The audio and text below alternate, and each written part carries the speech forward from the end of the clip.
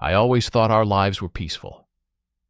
We lived together for 7 years, not perfect, but stable.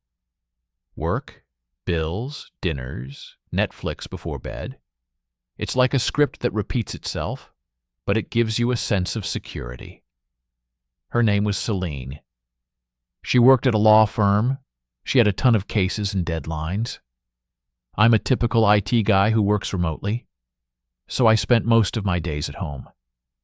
I always joked that she was my connection to the real world, because without her, I would probably be lost in the code, coffee, and lonely evenings.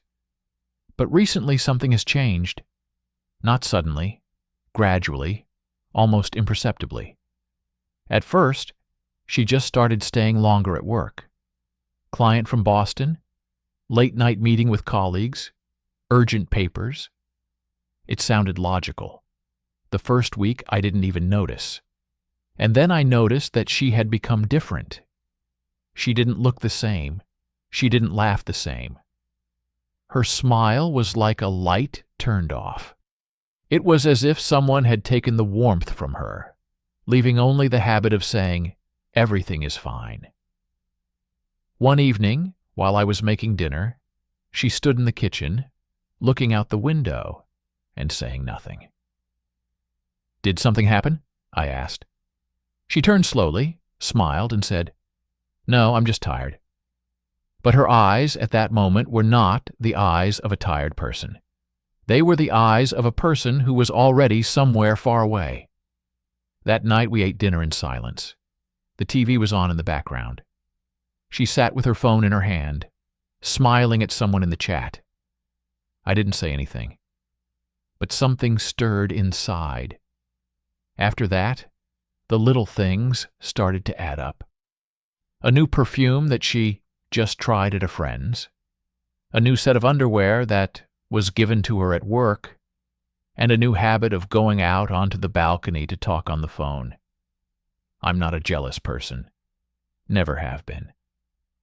But those calls, they came too often. And every time I went out to her, she would end the call. One day I heard her whisper, "No, I can't today. He's at home." Then it was as if cold water had been poured over me. Not because of the words themselves, but because of the tone in which she said them. Quiet, warm, almost gentle. That night I lay awake. I stared at the ceiling and turned over in my head every little thing I hadn't noticed before. And suddenly everything fell into place. I didn't want to believe it. I really didn't. But morning came, and she left for work earlier than usual. I stood by the door, listening to the lock click, and I felt something inside me break. I walked around like a ghost all day. I couldn't work. I couldn't eat. I couldn't even think straight. I felt something was happening, but I had no proof, and that made it worse. She didn't come home until 11 that night. I was sitting on the couch, pretending to read the news. When she came in, I noticed the red lipstick on her lips, not the kind she always wears. "Why aren't you sleeping?" she asked. "I was waiting," I replied. She just nodded, not looking in my direction, and went to the bathroom. A few minutes later, I heard the water hitting the tiles, and then the thought flashed through my head. It washes away someone else's smell. I sat still. Then I picked up her jacket that was hanging by the door and sniffed the collar. There was no scent of her perfume. There was the scent of men's cologne.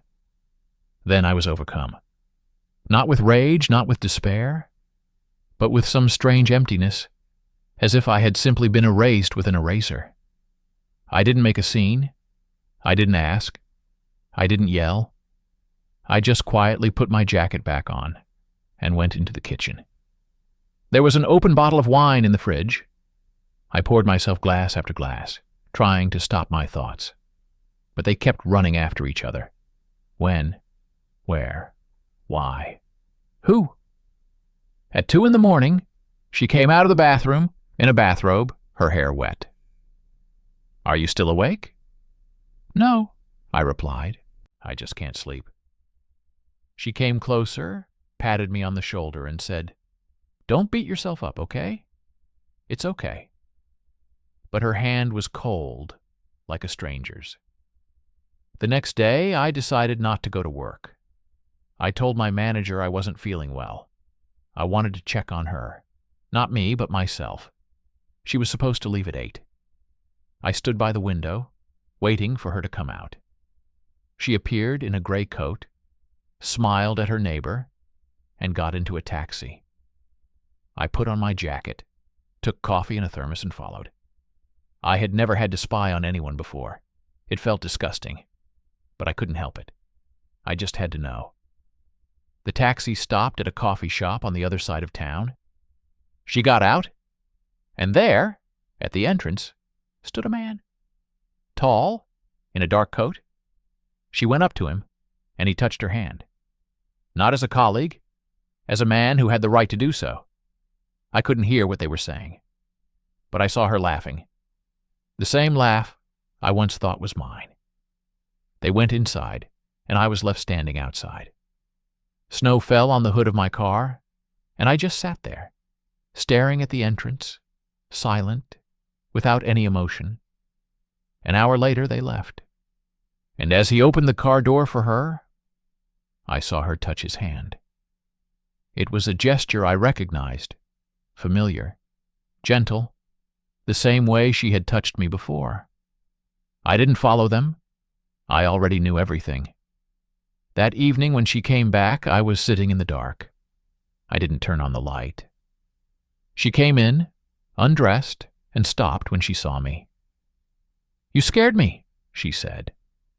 Why is it dark? I didn't answer right away. I just looked at her. And suddenly I realized I don't want to shout. I want to understand. Celine, I said, quietly. Who is he? She froze. She was silent for a long time, then sat down opposite him and said, It's not what you think. And then I smiled for the first time in all these days. Because anyone who says, it's not what you think, knows exactly what I think. Her words hung in the air. I looked at her, and I felt everything inside me slowly tighten, as if my heart were in a vice. Then tell me, I said quietly. What is it? She sighed, picked up a glass of water, took a sip, and only then did she look me straight in the eyes. This is work. I couldn't help but laugh, a short, bitter laugh. Work? Yes, she replied calmly. He's my client. He has a court case. I'm just helping. I listened to her, and I heard the falseness in every word, not in the intonation but in the pauses.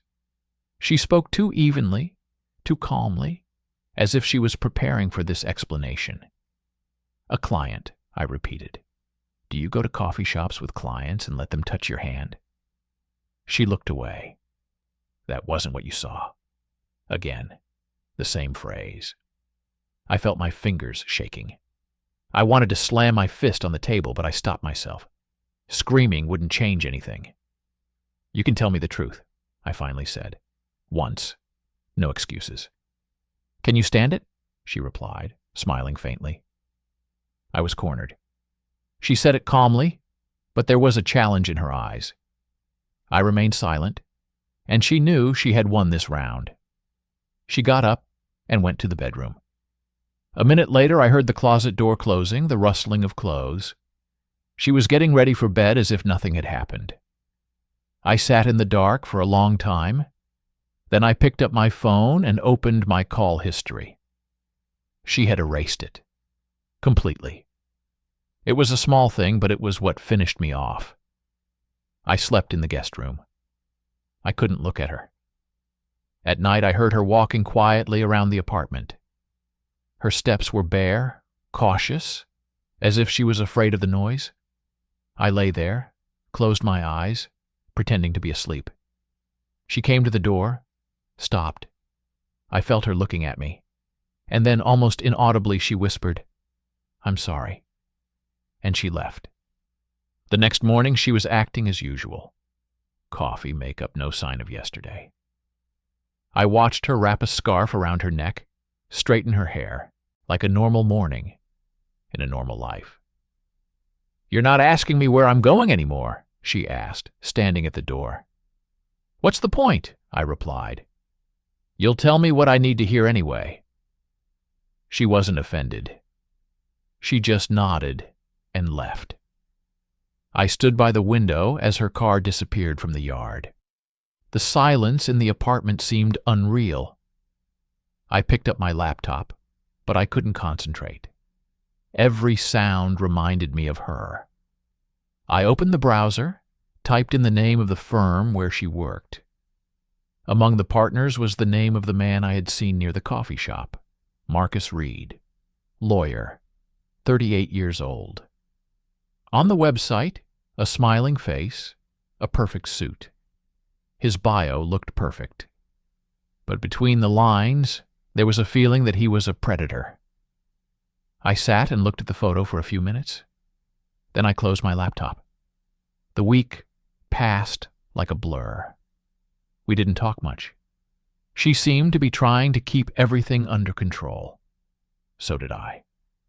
But something inside was no longer holding. In the evening, I returned home earlier than usual. The door was unlocked. The light was on in the living room, and I heard her voice. She was talking on the phone. "I did as you said, but he's starting to suspect something." Pause.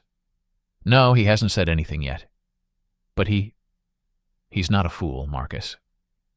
I felt everything inside me tighten. I stood there, breathless. She continued, "I know we're taking a risk. But if it works out, he'll get everything he wants.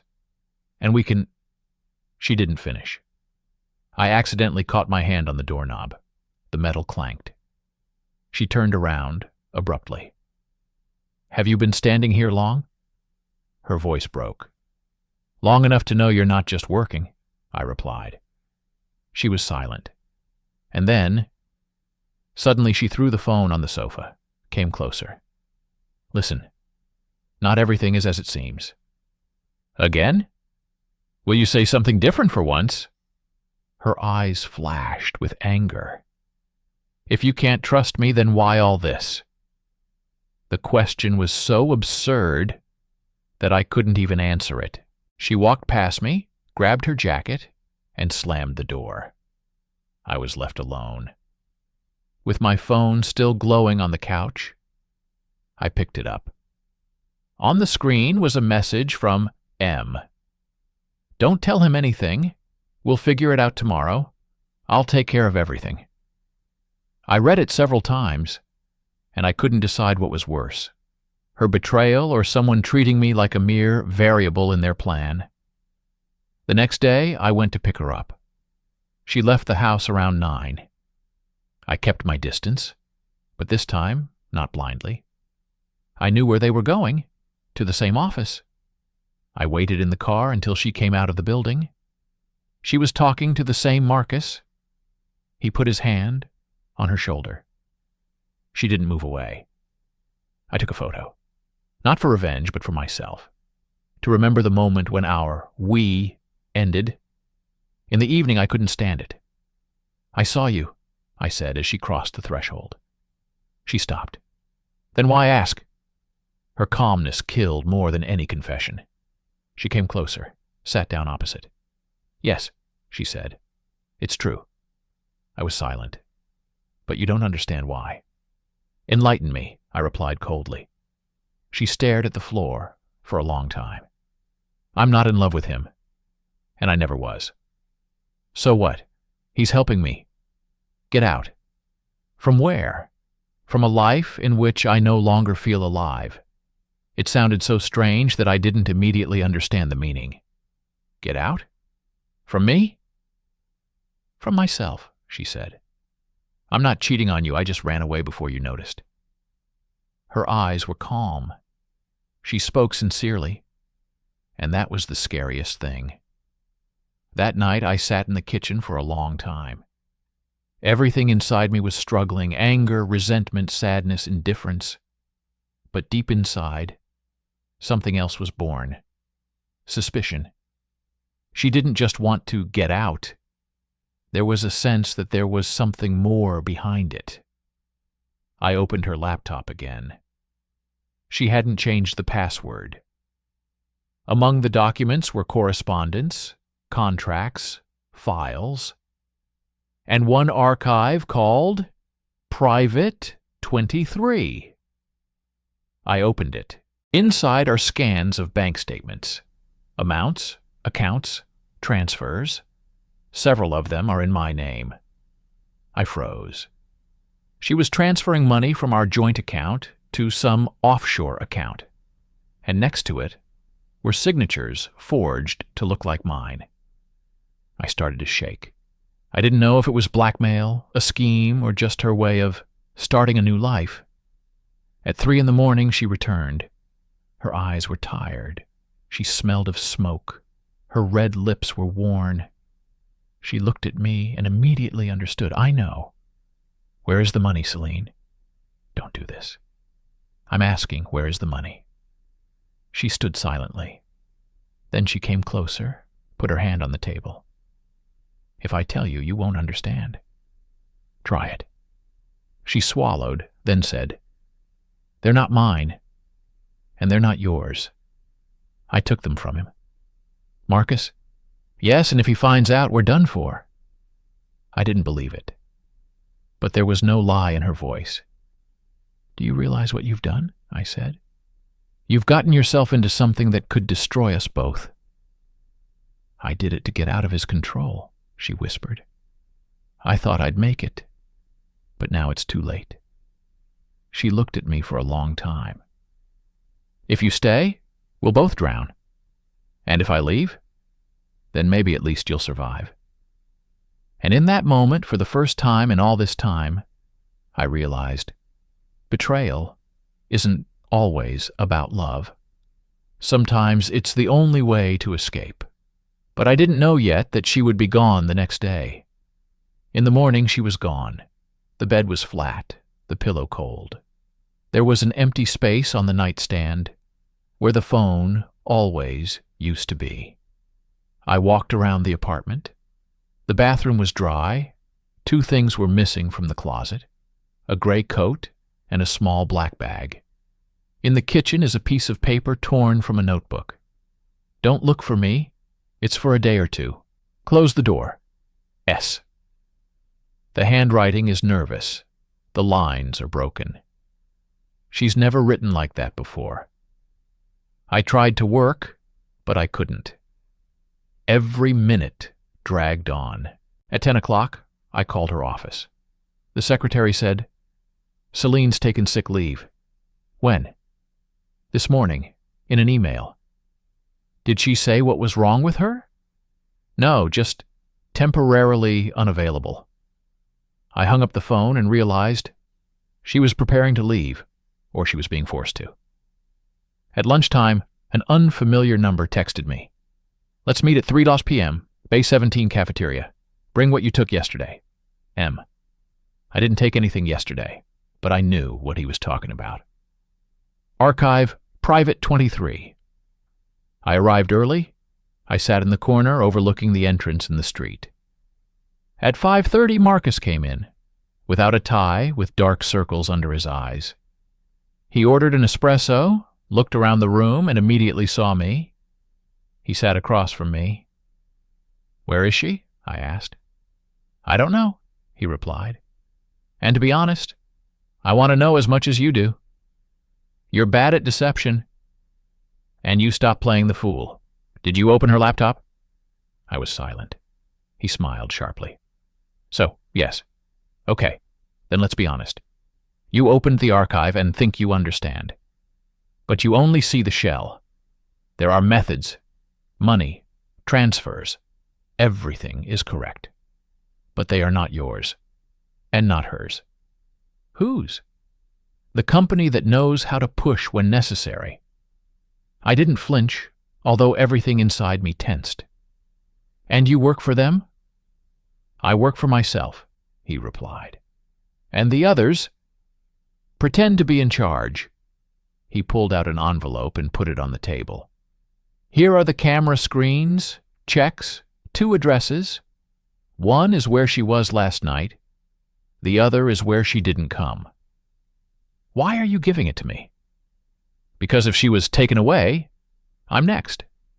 And if she's running away on her own, I need someone to bring her back. Why me? Because she trusted you longer than she trusted me, even when she lied. I took the envelope. And what do you want in return? Private 23, completely. No. Then at least a list of accounts and logins. No either. Marcus looked at her for a long time, and suddenly something resembling respect appeared in his gaze. Okay, then listen. At 6:30 p.m. you will go to Gray Harbor, 3rd floor, room 314. Call the number on the envelope beforehand. If she is there, pick her up. If not, they will either throw you out or buy you out. Don't be fooled. Will you come? I'm not that stupid. There are more people waiting for me there than for her. He stood up. And another thing. If you see a man in a blue jacket with a short scar on his chin, don't argue. Give him the flash drive. Why? Because then you'll have time. Without the flash drive, no. He left without looking back. I was left with an envelope and 2 options that were equally bad. There were 3 things in the envelope. A printout from the parking video.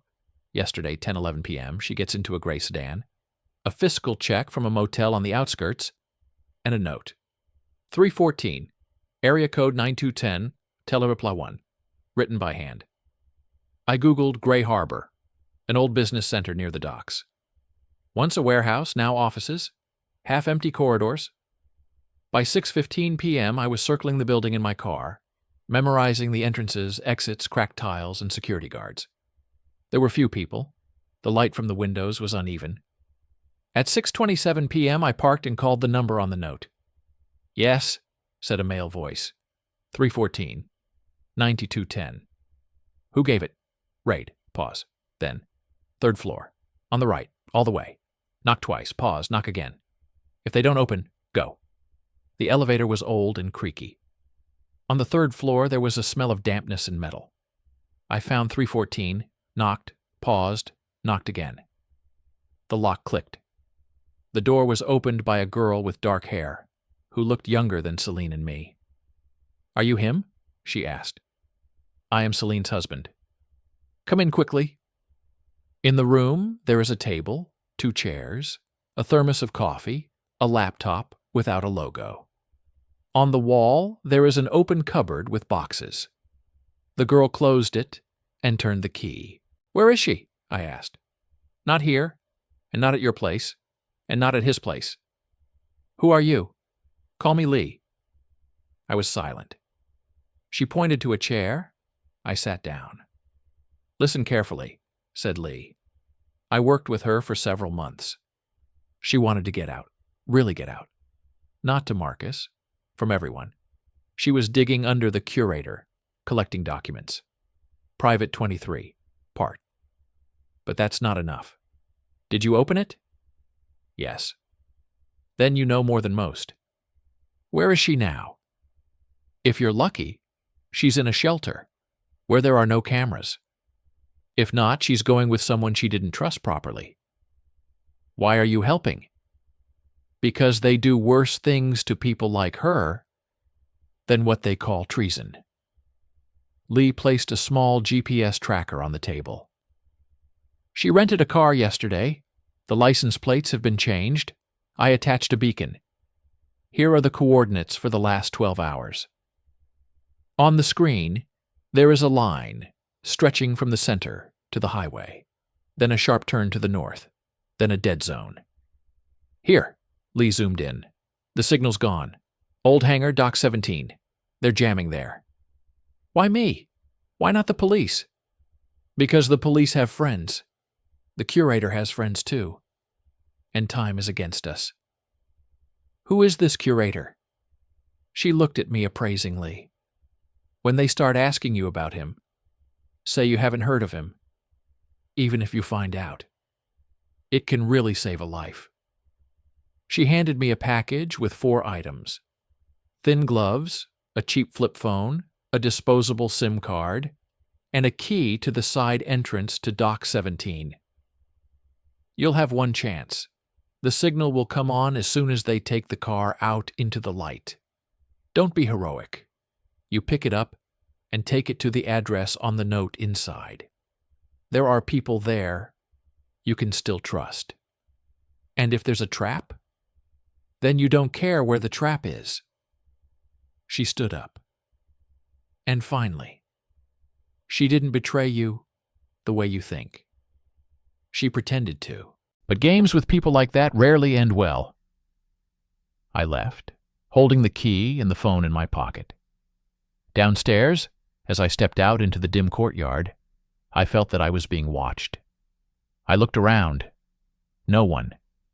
The wind from the sea cut my cheeks. Dock 17 was 15 minutes away. The booth at the barrier was empty. I drove around the bumpy road, stopped behind the barrels. The side entrance was a rusty door. At shoulder height was a combination lock.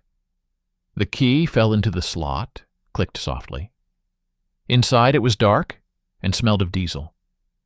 I walked carefully, my gloves slipping off my fingers. Ahead was a patch of light. A hatch in the roof let in the remnants of daylight. Footsteps echoed dully. In the far corner something flashed. Metal. I stopped. I listened. And then, voices muffled 2, maybe 3. I hid behind a container. They told us to wait until 9, one muttered. And if they don't come? The other coughed. They will come. They have photos and signatures there. They won't want this to get out. I understood what they were talking about. Private 23? Having at least copies made me a bargaining chip. And her a barter one. Then everything happened quickly. An engine roared from the far driveway. A gray sedan crawled out of the darkness. The headlights skidded across the floor, caught my cover, and I ducked. The car stopped. The doors opened. "Be careful with her," someone said. "The authorities asked for no bruises." I looked out just enough to see.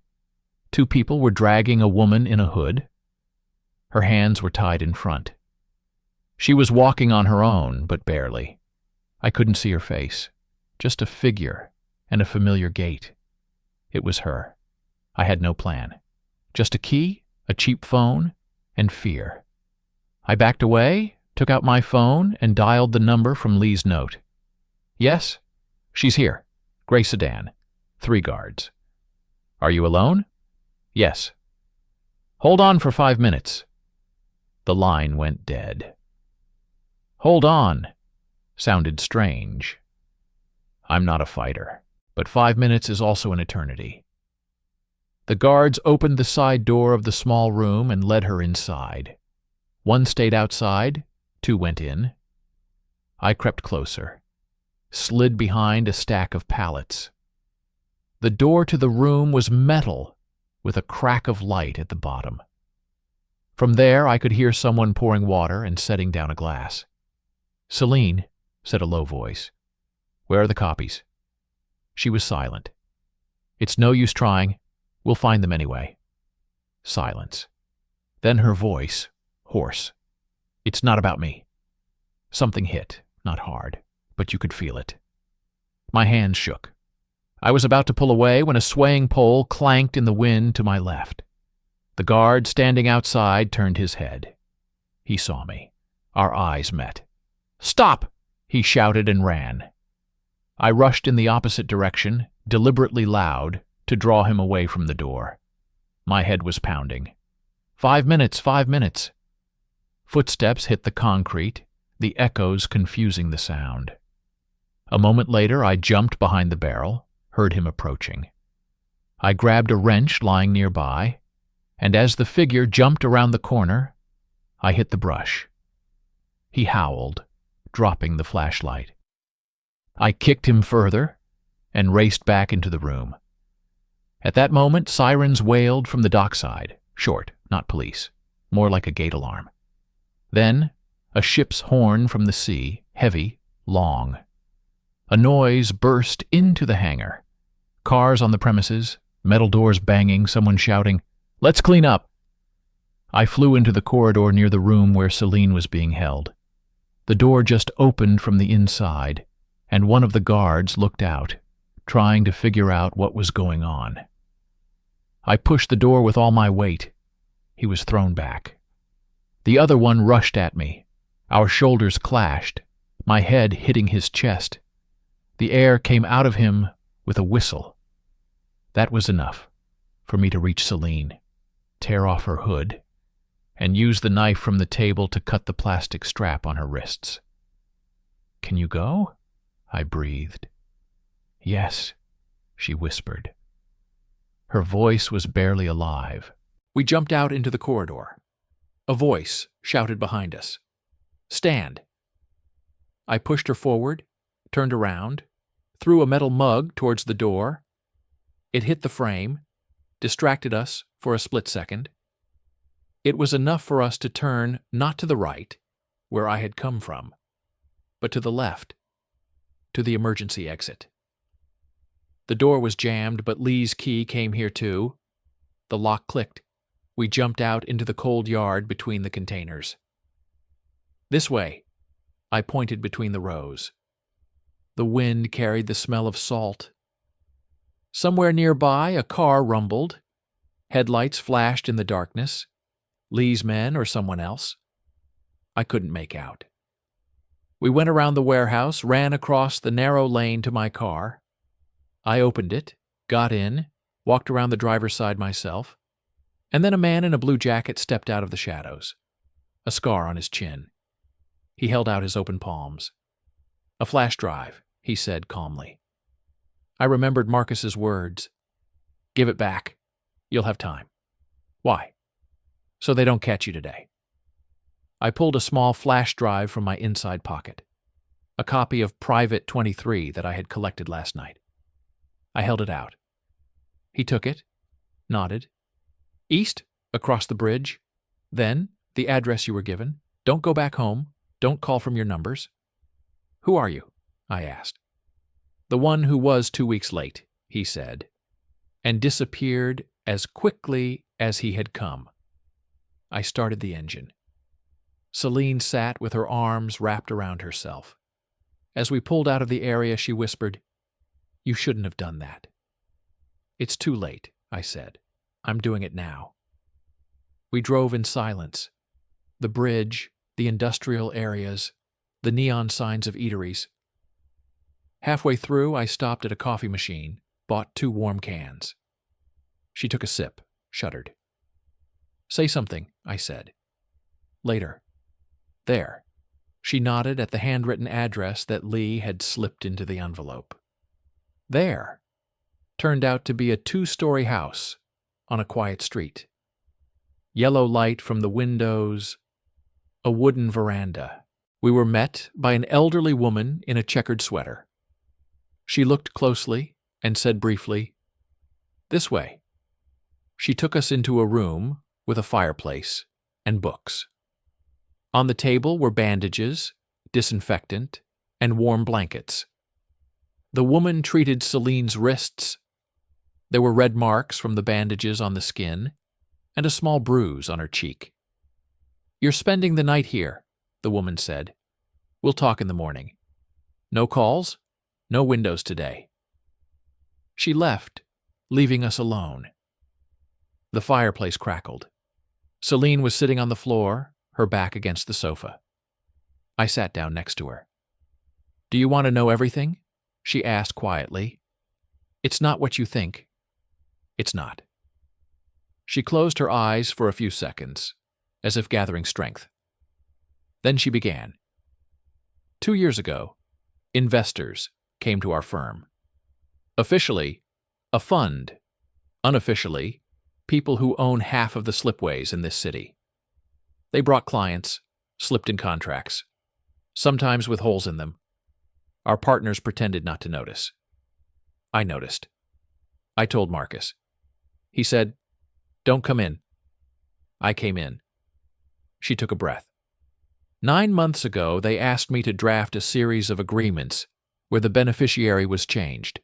I refused.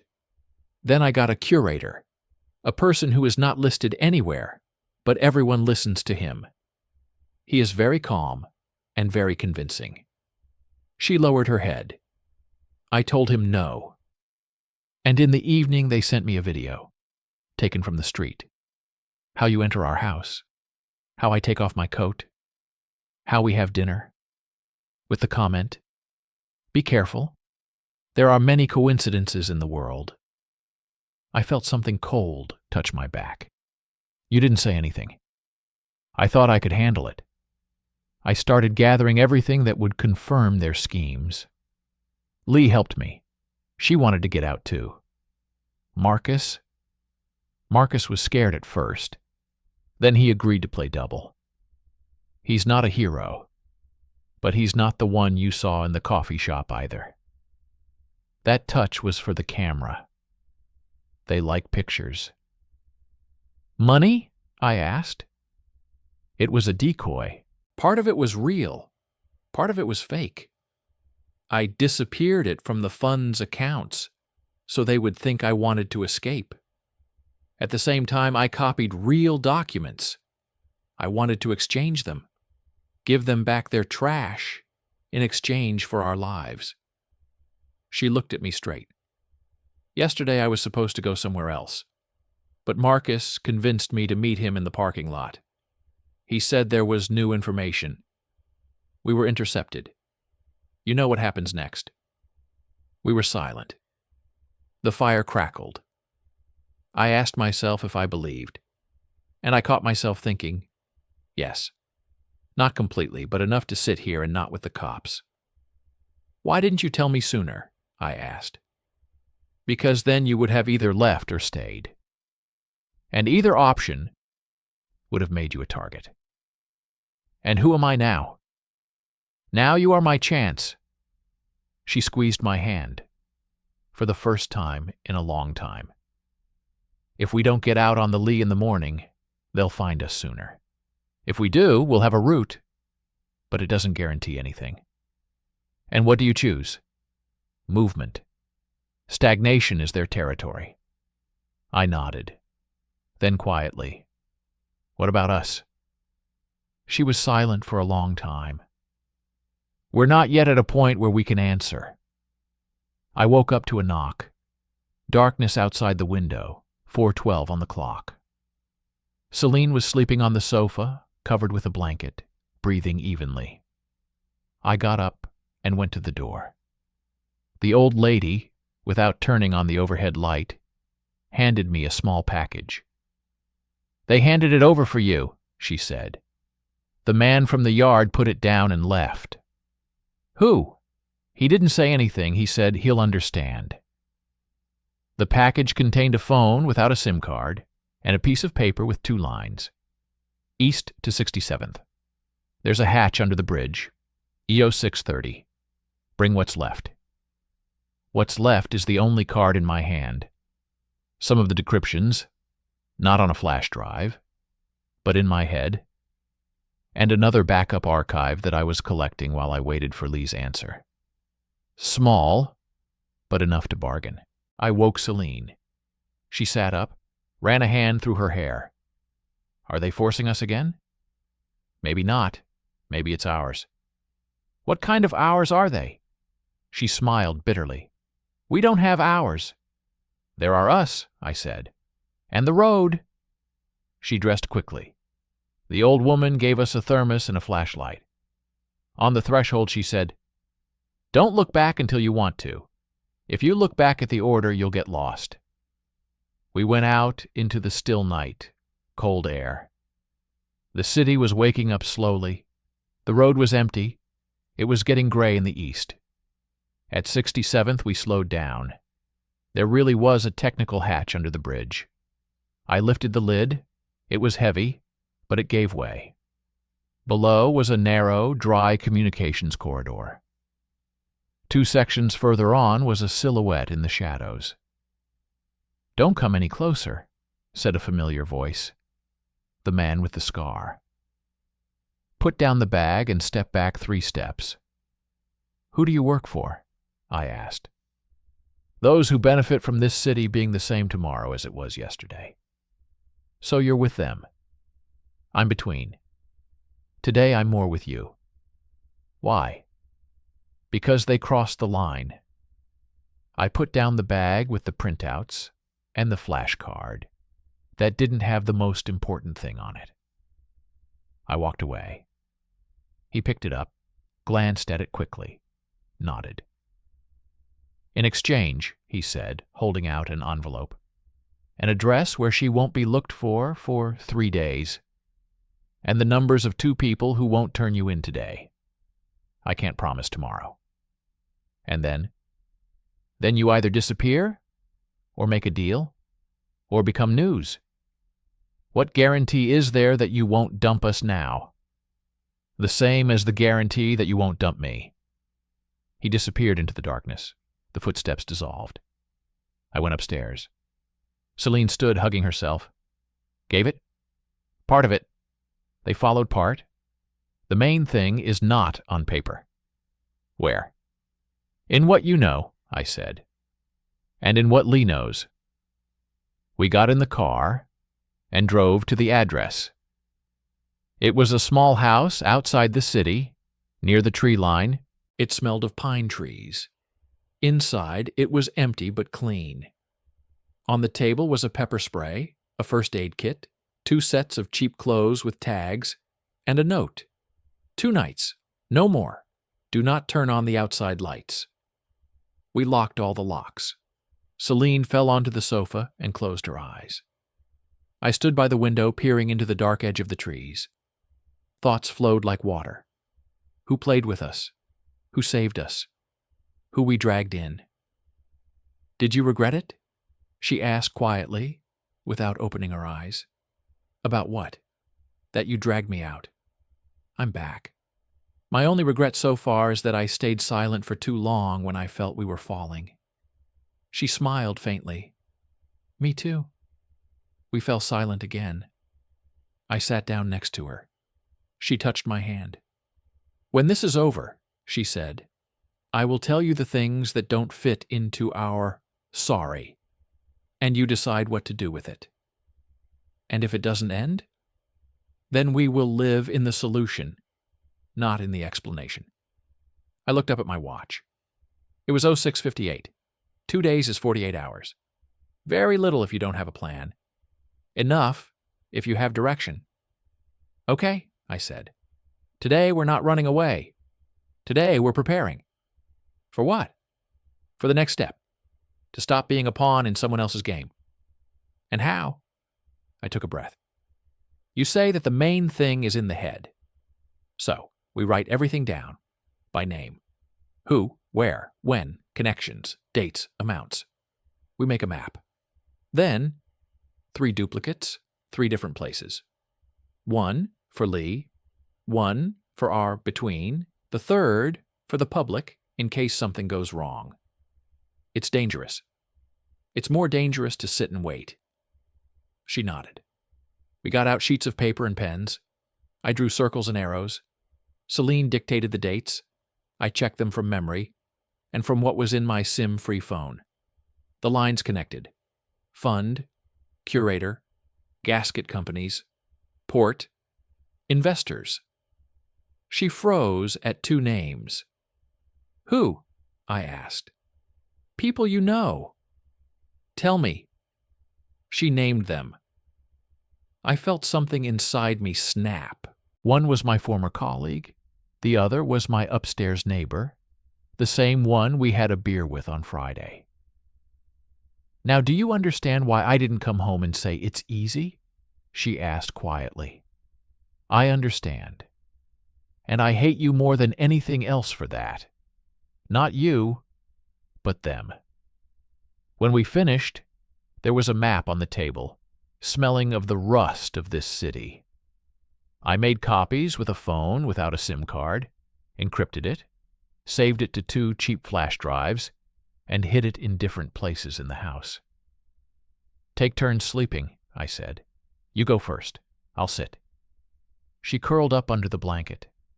But before that, she whispered, "If we have to run away again tomorrow, don't think we're running away from the truth. We're running towards it. It just doesn't stand still." I stayed by the window. The forest was making noise. Far away in the city, people had probably already woken up, not even realizing that someone would decide today whether their house would remain intact. My SIM-less phone blinked. I received a one-time message. 0920, old elevator, level 3, Lee. I glanced at my watch. Time was ticking away. "Get half an hour's sleep," I said to myself, "and then we'll go." There was a soft click behind the door, maybe a tree, maybe a footstep. I tensed. A pause. Silence. Then, an owl. I exhaled. Celine was breathing evenly. The fire in the fireplace was smoldering. Our map lay on the table, still warm from her hands. This was no longer a story about betrayal. This was a story about how sometimes betrayal is the least of the problems, and how the real truth is rarely spoken out loud. It is done. By 9 in the morning, we were on our way. The city seemed too calm, as if nighttime chases didn't exist. At every traffic light, I waited for a familiar gray sedan to appear behind me. It didn't. The elevator stood aside, a concrete tower, half-ruined entrances, graffiti on the walls.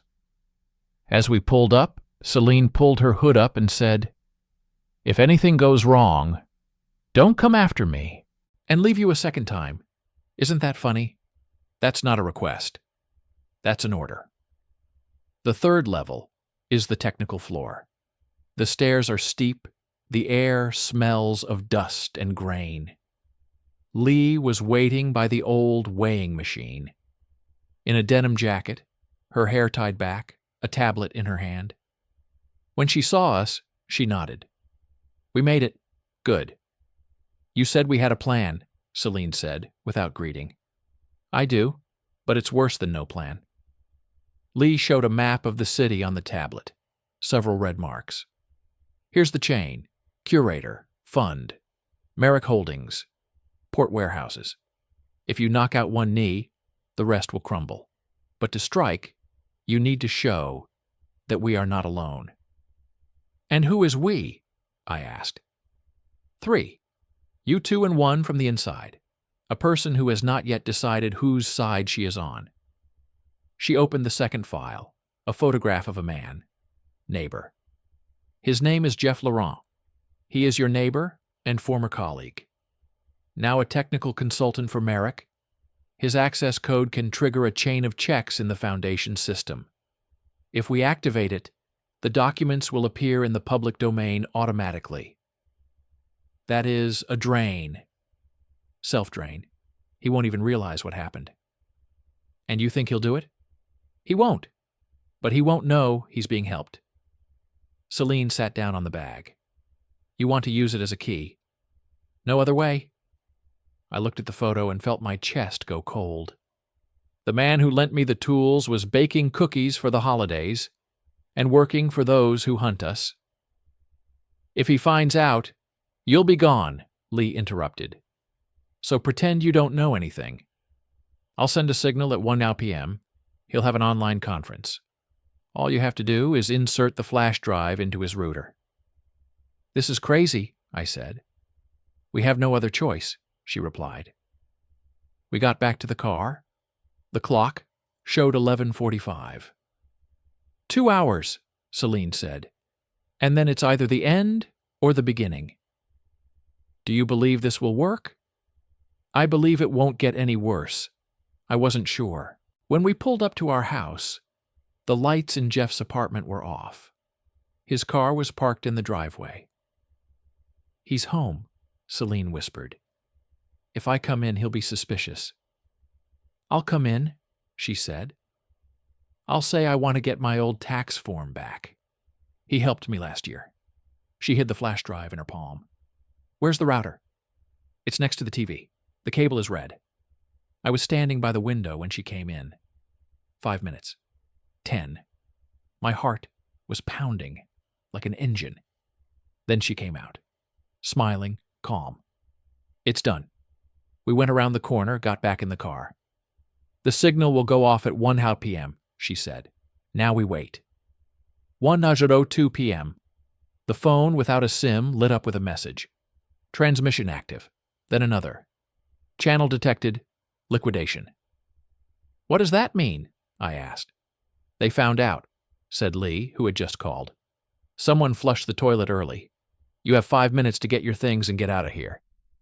We didn't have time. A black car without license plates drove through the yard. Then a second one. I grabbed Celine's hand. "Exit through the backyard." We ran between the houses until we heard a short whistle behind us. Not bullets, but a warning. Around the corner stood Lee on her motorcycle. "Sit down!" We raced through the narrow streets, the wind tearing the words from our mouths. For the first time in days, I felt not fear, but rage. As we left the city, Lee shouted, "They've blocked the highway. There's only one way out, the tunnel under the port. There's an old subway line there, unfinished." She turned sharply. The asphalt gave way to gravel, then dirt. Ahead was a black hole, partially blocked by concrete slabs. "That way?" I asked. "That way. And pray that the GPS doesn't pick up here." We drove into the darkness. The engine died down. Silence. Lee turned off the light. "They won't find us here, but it'll be hard to get out." Celine sat with her knees crossed. "I thought we had it all figured out." "They're always faster," Lee said. "But now they know you're alive, and this is their mistake." "What next?" I asked. "Next, either we find the curator first, or he finds us." The tunnel smelled of metal and old dust. Lee spread out the map, pulled out the tablet with the local server. The transfer did work partially. 17% of the files leaked out. That's enough to get their lawyers excited, but not enough to ruin everything. "So we just irritated them?" "Yes, but now we have the advantage. They don't know exactly which files leaked out." Celine laughed softly. "Do you understand that now we will be hunted for real?" "Yes," Lee replied. "And that's why we have to keep fighting." I looked at Celine. She looked exhausted. But there was the same light in her eyes that I had seen before, when we had just begun our lives together. Not even love, but the belief that choice was still possible. "We'll finish this," I said. "Not as heroes," she said quietly, "just as survivors." Lee raised her head. "Then listen, there is another path. It does not lead to freedom, it leads to truth. But if you follow it, there is no turning back." "Which one?" I asked. She smiled. "The Omega Archive. There are not only the names of the Foundation, but also those who stand behind it. And among them are faces you know." I felt the air getting heavier. "And where is this archive?" "He has it. The curator has it." Celine squeezed my hand. "We've gone too far," she whispered. "If not now, then never." I looked at her. "Then let's go to the end." The tunnel ahead split into two directions. To the right was silence. To the left was the dull roar of water. Lee looked at her watch. "If we leave now, we'll be near the lower warehouses by evening. That's where their center is." "And what's there?" "Answers. And perhaps the end." We set off into the darkness. And I realized that from that moment on, everything that was before was left behind. The story of betrayal, work, lies. All of these are now just parts of a big game where we finally started moving the pieces ourselves. We walked down the dark tunnel, and my thoughts became as simple as steps. Left, right, breathe. Celine held my sleeve. Lee walked ahead, her flashlight gliding over pipes and markings, over old writings on the walls. When the sound of water trembled to her left, Lee stopped and said, "This is their territory." No improvisation. She took out a thin chip and stuck it under my shirt collar. "If you get caught, this chip will block the nearby cameras for a minute. No more. That's enough to do one thing: hit, run, scream. Choose in advance." Then, she stuck the same one under Celine's jacket. Not for herself. "And you?" I asked. "I have another door," she answered shortly. We emerged from the old mine into an underground corridor that led beneath the port warehouses. Somewhere overhead, forklifts hummed, rails creaked. Lee pointed to a metal staircase. "Upstairs is the server room and the viewing room. There's Omega. But first access. The curator doesn't have a password. He has people who enter the password for him. And one of them is Jeff." I clenched my fists. "You knew from the beginning." "Yes," Lee said. "And you didn't tell me because you wouldn't have left. And we had to get here." The stairs led to a metal platform. Behind the glass was a narrow server room, cold white light, shelves with blue lamps. The door had a magnetic lock and an access panel. Lee leaned over to the panel, removed the plastic, and connected a thin cable. 2 minutes, she whispered. "If there's a siren, run down." Celine looked at me. "If you see him," she said, "let me talk." "Why?" "Because I know what he's afraid of." The lock clicked. The door moved a centimeter. The cold hit our faces. We went in. Inside it was noisy, like in an ice cave. On the far wall was a terminal with a black screen. Next to it was another door, without a handle, just a card slot. Lee went to the terminal, entered a few commands. A window appeared on the screen with the Foundation logo and a token field. "A hack won't help here. We need a live login," she said. "And it will be in 2 minutes." I didn't have time to ask how, because footsteps sounded from the other side. The door with the plug opened, and 3 people entered the room. A security guard in a dark blue uniform, a short technician with a pass around his neck, and Jeff. He had a sulfur file in his hands. He stopped, saw us, and turned pale. "Hello, neighbor," I said evenly. "Long time no see." The guard reached for his holster. Lee didn't move, only flicking the screen off with a flick of her wrist. "Don't worry," Celine said.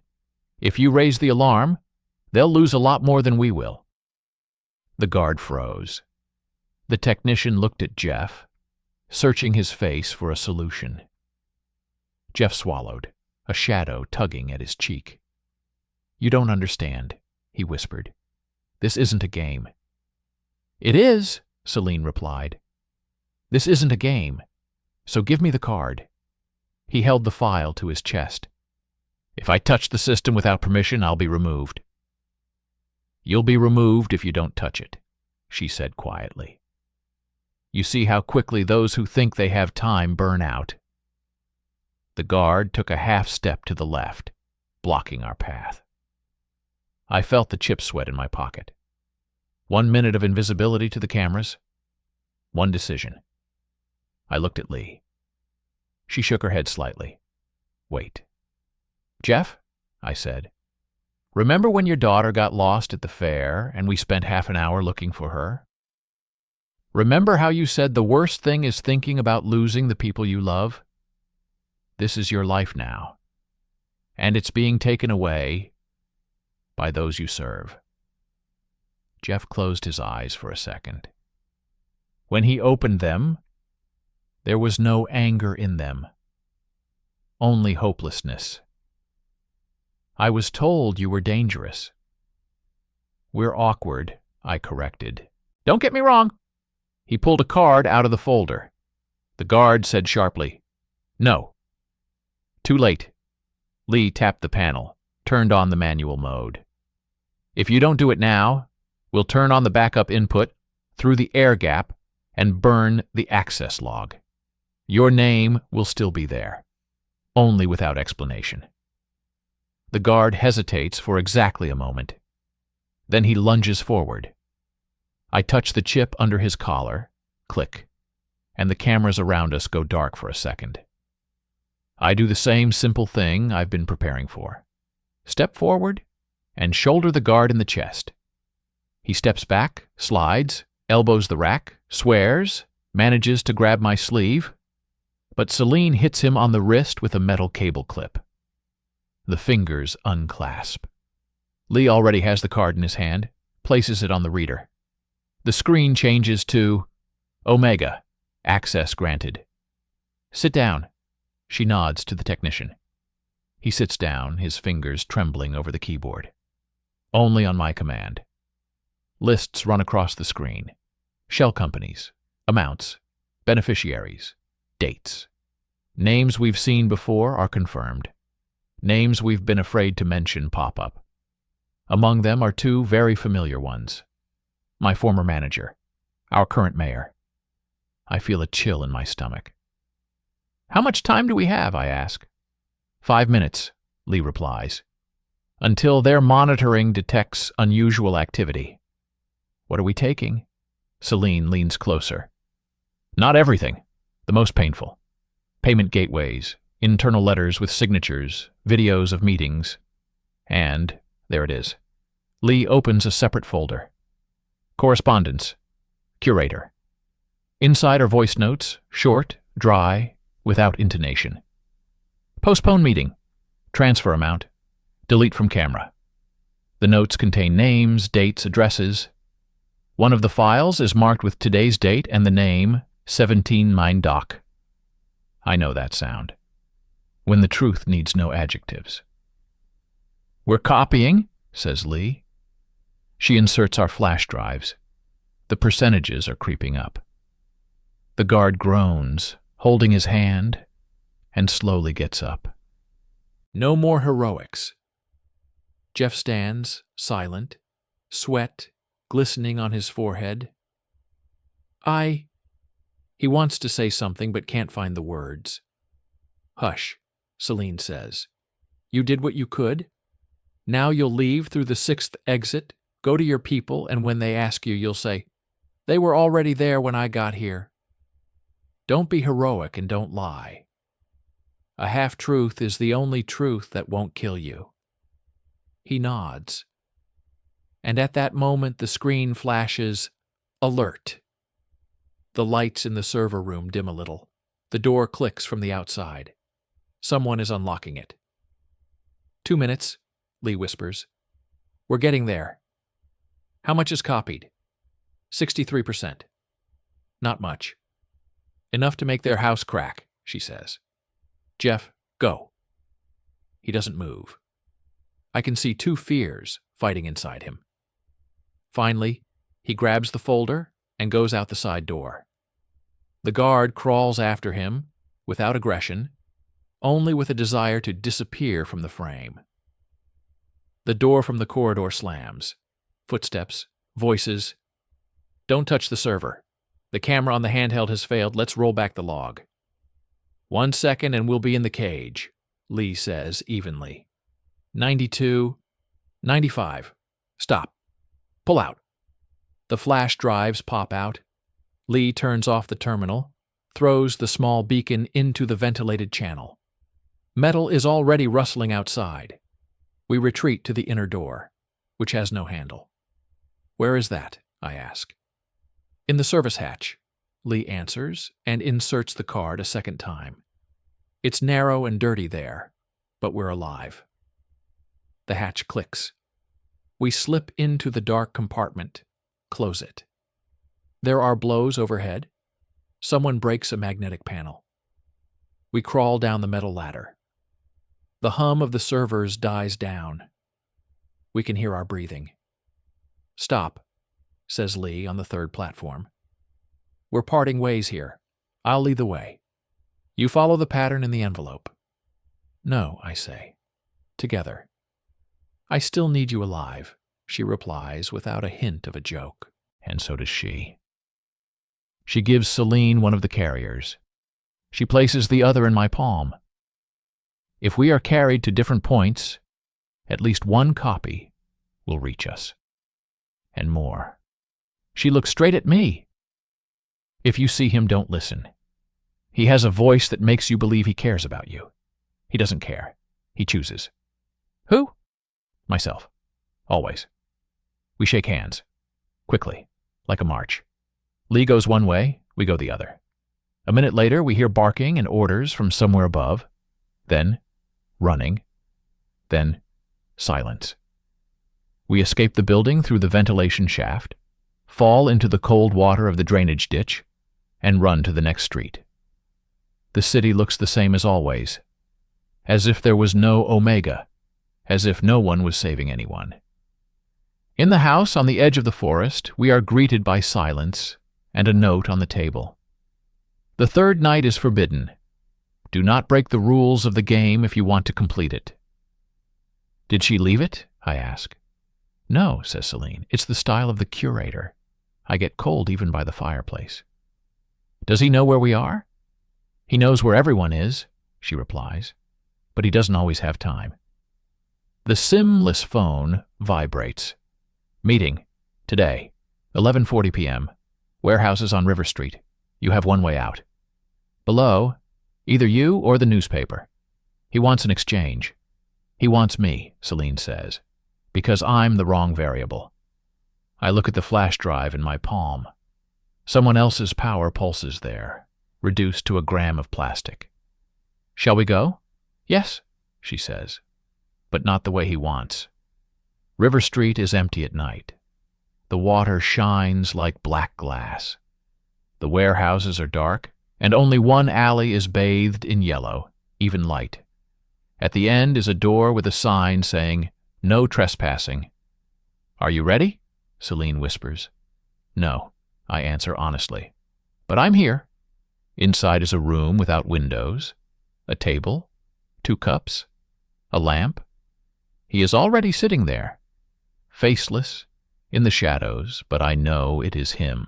His voice is calm, warm, like that of a good doctor. Good evening. You have come. Celine stands straight, hands in pockets. I'm half a step behind, so I can see the door and him. You have something of mine, he says. We have something of yours, she replies. But that's not what we're talking about. And about what?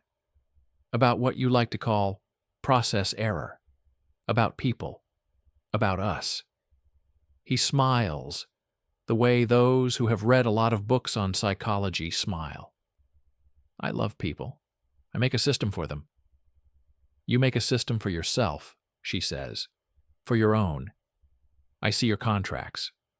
I know how you assign risks to those who don't have lawyers, and how you agree contracts that destroy yards.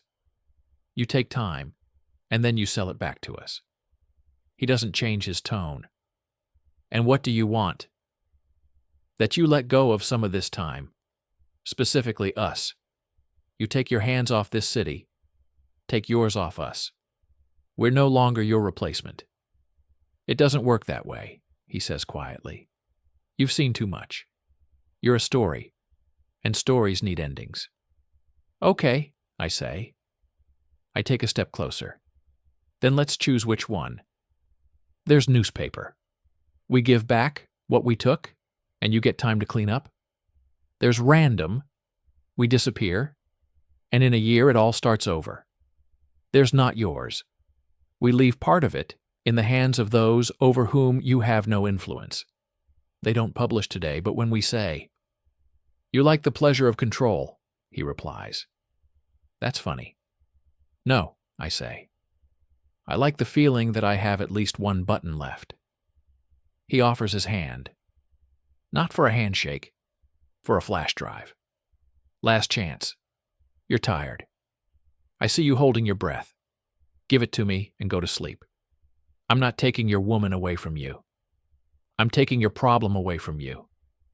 I remember Lee's words. Don't listen. And I listen anyway, because the voice is indeed made of the fabric that promises relief. Celine takes a step forward. I'll give you something else, she says. A condition. You let us go. We don't touch Omega for the next 90 days. The publication is in stages. No names, just the schematics. You remove 2 names from the port contracts, and you tear up Merrick. And then we leave. And you don't look for us. Because it won't make sense anymore. Silence. He looks at her for a long time. Then at me. Then he nods. Okay. Do you agree? I agree to a game, he corrects, in which you have no leverage except the belief that I will keep my word. We have another lever, I say. We are not alone.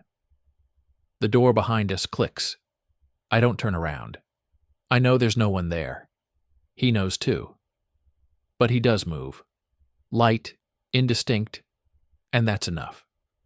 Celine throws a small metal key fob onto the table, not a flash drive. Is that how it works? She asks.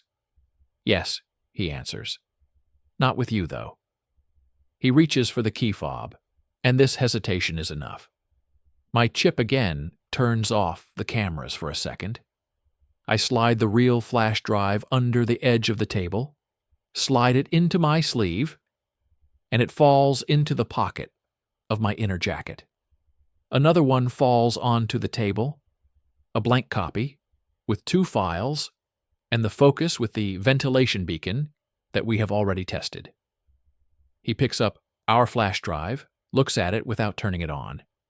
Good. You lie beautifully, he says, and I appreciate that. We have a mutual liking, Celine replies. You lie beautifully too. He waves his hand. Go ahead. The door's open for 7 minutes. Better yet, 3. After that, everything will return to normal. We leave. On the threshold, I look around. Aren't you going to ask what we're going to do with what's left of us? It doesn't matter anymore, he replies, because you're going to do what you're going to do anyway. And I'm going to do what I have to do. The door closes quietly. Outside, the cold hits our lungs, the dampness settles on our hair. We walk quickly, not running. The street is empty. On the corner by the hydrant stands a familiar silhouette, a scar on his chin. He doesn't come closer. He just nods, like a man who has seen the end of a play without applause. You're alive, he says. For now, yes, I reply. This is a rare success. Lee? Asks Celine. It works, he says. It likes danger more than you're after. She said, move east. Your map works. He goes into the darkness, as always. We go in the opposite direction. At the station, where the night trains never stop, we sit on a bench with wooden rails. The flash drive lies between us, like a small living creature. Do you believe he will stick to it? I ask. He will stick to what is beneficial to him, Celine answers. 90 days is not an eternity, but it is enough to turn the story of betrayal into something else. For what? For a way to live with what you know, and not break down. The train stops unscheduled. The doors open. It's warm inside. We get in. The car's empty. I put the flash drive in my inside pocket. Celine rests her head on my shoulder. When will we be like before? She asks without looking up. Never, I say. Then how? Otherwise? Maybe more honestly, even in silence. She laughs quietly, tiredly. I betrayed you, she says finally. You didn't betray me, I say. You betrayed the system we both lived in, and you deceived me. Those are different things. Is that an excuse? No, it's a truth that's hard to bear. But it's easier than a lie. The windows reflect the station lights like slow rain. I stare into the darkness and think about how we have 3 copies: Lee's, ours, and someone else's. I don't even want to know who. And there are 90 days to learn to walk on the moving ground. The train takes us east. At the next station, a woman in a checkered coat gets on. She sits far away, looking at the floor. For a moment it seems like it's our landlady from the house near the forest. Maybe so. Maybe not. The phone without a SIM vibrates for the last time of the night. The network is breathing 17%, 41%. Keep up the pace. L. She's alive, Celine says. She's alive, I repeat. And somehow, that sounds like more than news. I squeeze her hand. She squeezes back. The pale morning horizon appears outside the window. We don't know where we'll end up. But for the first time in a long time, it doesn't feel like a fall. This is not a happy ending. This is not a tragedy. This is the continuation that we choose for ourselves. The story of the cheating wife fell apart and revealed what was underneath: fear, choice, responsibility, the price of silence. I don't know if I forgave or not. I know one thing. I no longer have the desire to look for simple answers where there are none. When we step out onto a small, nameless platform, the light is already shining through the trees. The air is cold, clean. I take a deep breath. What next? She asks. What next? Let's live, I say, and not give our time to those who sell it for us. We walk down the narrow path from the station. The flash drive is warm in my pocket. 90 days are like 3 long minutes in the middle of a bridge. This time, I don't stop. End of the first round. Beginning of the next.